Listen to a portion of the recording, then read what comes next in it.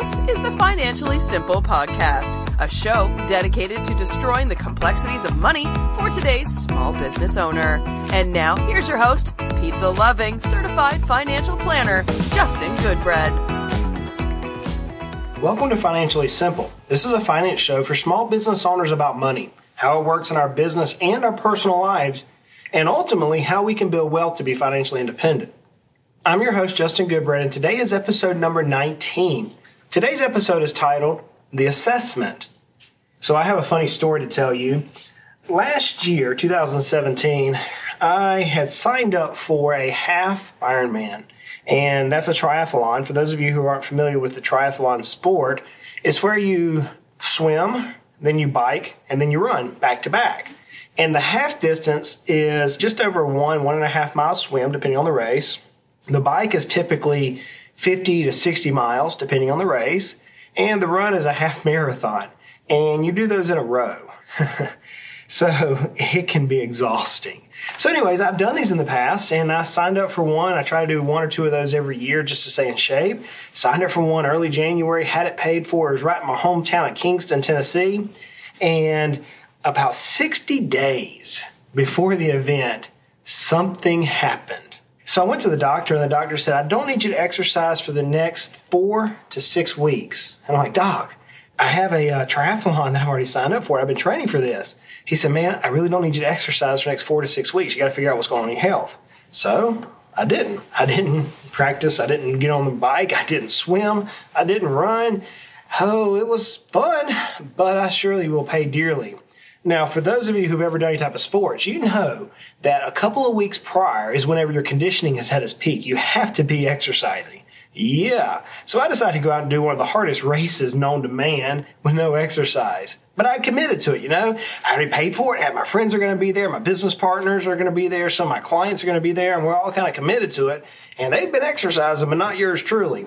So sure enough, I show up on race day. And, you know, I can swim. I know I can swim. I can get through this no problem. The bike, I'm pretty confident I can do the bike, but man, I hate running. Oh, Lord, help me if I get through this run. Okay, but Justin, one step in front of the other. You know, I kept it like you got to eat the elephant one bite at a time, had the mentality, got myself all psyched up, and the gun goes off. And here I go. I go swimming through the water, and swimming is my thing. I can knock out a swim pretty quickly, 20 to 30 minutes, depending on when I'm in good shape, maybe even down to 15 minutes, depending on the event, for a mile and a half distance. And man, I knocked the swim out of the water, got out, ran to the transition area, which is where you put on your biking shoes and your helmet because you wear the same clothes throughout the whole event. So I threw my helmet on, threw my biking shoes on, run out with my bike, get on the bike, and here I go. I'm pedaling. I'm doing good. It's in the hills of East Tennessee. So we have some pretty good inclines, and this one has a nice incline at the beginning, which means you have to also climb up it at the end. So I'm about mile 46 into a 56-mile bike ride, and holy Batman, I hit the wall. There are parts of my body which are hurting because I haven't conditioned myself. I haven't been training. So here I am. I'm pedaling as fast as I can. I'm cramping up. You know, mile 50's coming. Like, okay, I got 6 more miles on the bike, 6 more miles. And it's the hill. So I drop down to the lowest gear, and I'm determined I'm not going to get off my bike and walk. I'm not going to get off of my bike and walk. And I catch the worst cramp in my hamstring I've ever caught. Oh, my goodness.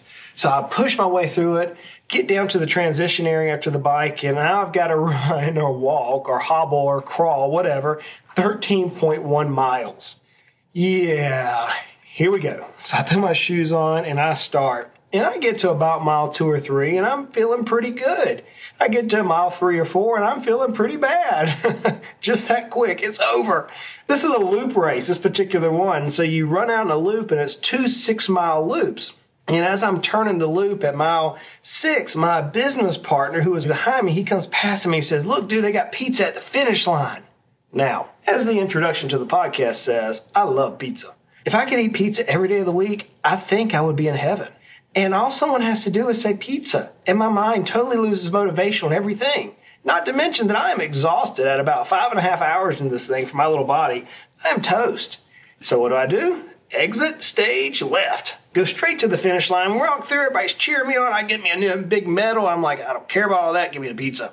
So I eat my pizza, and I go to the race official. I say, guys, I'm sorry. I didn't do the 2 full loops on the run. I smell pizza. And everybody's giggling and everything, but truth be told, I'm not sure I could have completed the race. So why do I tell you that? Well, besides the fact that you can make fun of me, I wasn't prepared for the half Ironman. Could have done an Olympic distance. I could have done even a half marathon and ran the whole thing. But I wasn't prepared for that particular event. So now we're into this point of our podcast of selling your business. And at this point, we've received possibly an offer, maybe not.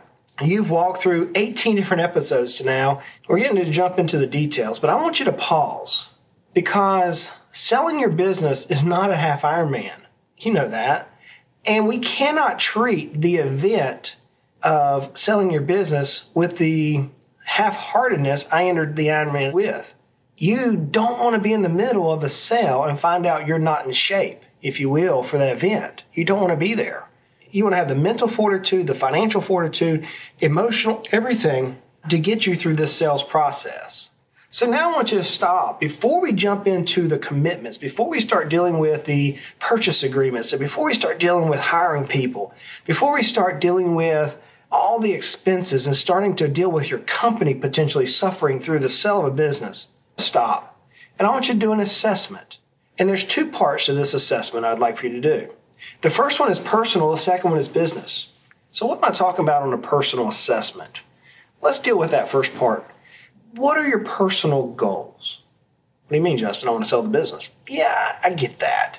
Why? Why do you want to sell your business? Is it because you're tired of it? Is it because that you want to take some time and do some other things? Is it because you want to go hunting and fishing? Is it because you want to go on a piathlon? Not a triathlon, but a piathlon. That's, by the way, is where you try to eat 5 million different pizza combinations. Why do you want to sell the business? What are you going to do after you sell the business?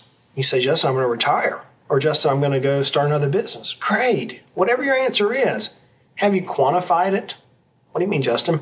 Have you quantified your goals? So the most common goal I hear from people who want to sell their business is, Justin, I'm tired. I'm so-and-so years of age. I'm done. I've put years and years and decades into this business.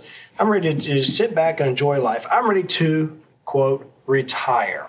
That's perhaps the most common statement I hear. And if that's you, great. Kudos for the hard work. Kudos for reaching this point in your life. But what does it mean to you to retire if that's you? Have you quantified it? Do you know how much money you're going to need every year in order to reach your retirement goals as far as income goes? Do you know where you're going to live? Do you know what you're going to drive? Do you know what you're going to eat? Do you know who you're going to be with? How are you going to deal with your health insurance? That's what I mean by what are your personal goals? Why are we doing this? Maybe you say, Justin, I'm not going to retire. I'm going to sell this and go start another business. Great. What's the business going to look like? What type of business is it going to be? How much money will you need? So I ask you to stop and pause and look at your person. And in your person, we're going to examine a couple of things that you have to look at. You have to know how your cash flow is going to be affected. You know, one of the most popular things and one of the most problematic things I see in selling a business is many times we don't understand the cost of capital. What do I mean? So I have a friend of mine who's getting ready to sell a business, and this business is producing about $12 million a year in revenue. It's a good business. Top line revenue, $12 million, not a lot of COGS or cost of goods inside this business. And he said, Justin, I'm pulling out $2 million a year. Okay, we're running about a 15, 16, 17% income rate on this business. He said, Justin, if I sell the business for 3 times EBITDA, which would probably be $15, $18 million in this particular case, how much money will it generate for me? Well, we run the math, and where he's currently using 15, 16, 17% cost of capital, he's only going to get 5, 6, 7% return on his investment after the tax effect. So we have to look at how much income does this business owner really need? So you have to look at your cash flow. How much does he need to live his life that he wants to live? How much does he need to live his life to start another business? How much does he need to live his life to go off into the sunset, retire, and bore and drink Mai Tais? Whatever the goal is, what's your cash flow? And we have to look at both after-tax and pre-tax cash flow scenarios.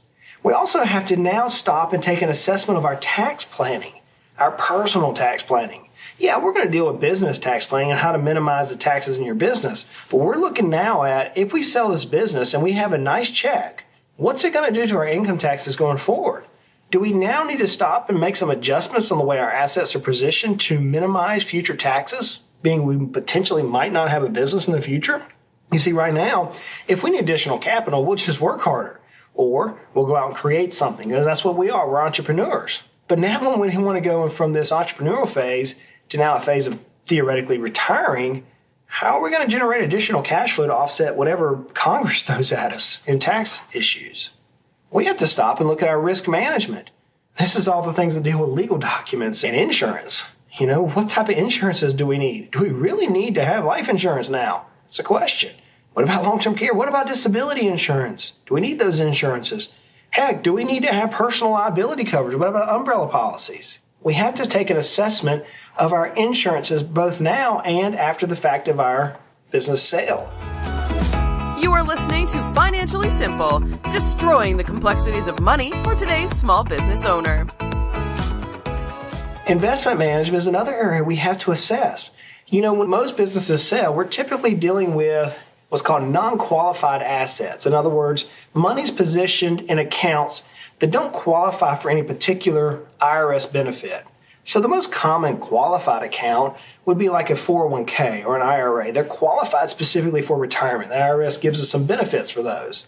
Well, whenever we sell our business, we're more than likely going to be dealing with taxable accounts, or maybe we need trust involved. Maybe we need to have charitable type trust involved. Maybe we need to have grantor retained trust or defective grantor retained trust in place. That's all part of investment management. Investment management for most business owners is not stocks and bonds. That's not who we are. Instead, we're strategists. We're trying to figure out how do we position our money so that our money will grow in the most tax-efficient, time-efficient way possible. That's investment management. Most business owners I know get pretty angry whenever investment people walk in the room because I'm self-included, I'm so concerned somebody's going to try to sell me something. I hate being sold. And you're like, amen, brother. I get so frustrated with the average investment guy who's there to pitch me, hey, today gold's a good investment. Tomorrow silver's a good investment. The next day, pine straw's a good investment. It's like, come on, man. We know what you're doing. That's not investment management, people. You need to now take a stop and look at your particular investment management process. How can you minimize the taxes? How can you position your assets so they provide you after-tax income? And then also part of your personal assessment is distribution planning. I just alluded to that. Can you position your assets to where you can get after-tax income the rest of your life that far supersedes what you need? And that's part of distribution planning. What are we going to deal with now when we sell this business? Or my client who sells a business for $30 million, he and his wife are never going to spend $30 million in their lifetime. What are we going to do with it? We have to start that type of personal planning. You see, now is where a CFP, a certified financial planner, you probably hear that tone in my voice. It's where a certified financial planner is saying, hey, Bob, or hey, Sally, we sell this business. Are you going to have enough income to live on? You are paying for your car out of the business. You're doing a couple of trips a year out of the business, and you're buying some food for your clients on events out of the business. Are you going to be able to live like you're currently living after you sell this business? And that leads me into part two. The CFP is going to ask you, what is the value of your business? You see, the goal for most of us is to grow the business to where it's just part of our overall net worth. Many times I see entrepreneurs at this phase of the conversation to where we have a very valuable business that may be grossing $10, $15, $20, $40 million a year. It may be grossing $1 million a year. I'll have a dear friend of mine that their business grossed $300,000 a year. And you're like, that's not a lot. Well, it is when your margin is 90%. They have very little overhead. It's a great business. I also know big people who have $12 million grossing businesses that their margin is 2%. And that's a lot of overhead. The goal for many of us is to grow our business so we can generate more income. However, before you know it, you're like the conversation I had this last week where I'm talking with a particular friend of mine who's now going to be a client, and he's got a business producing $13 million top line revenue, pulling out $2 million a year, but most of his net worth is his business. Most of his net worth is in hard, illiquid assets, things like real estate that's hard to sell. And now the conversation we're having is, Justin, I don't think I'll ever be able to sell my business. And if I can sell the business, man, I'm not sure how I'm going to live. I need to figure some way out to where whenever my body grows old, that I can keep this business afloat. So this is where business value comes. The point that we're in now is you need to have a rough estimate of what the value of your company is. Now, look, I'm going to have a whole episode dealing with business valuations and how business are valued. But at this point, all I want to talk about is a simple, very rough estimate.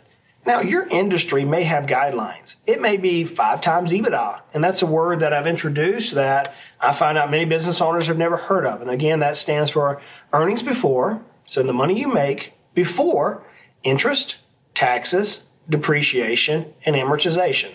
So earnings before interest and taxes is EBIT, and EBITDA is earnings before interest, taxes, depreciation, and amortization. So you may be in a business that's 5 times EBITDA, or maybe 200% of collections, or maybe 3 times recurring revenue.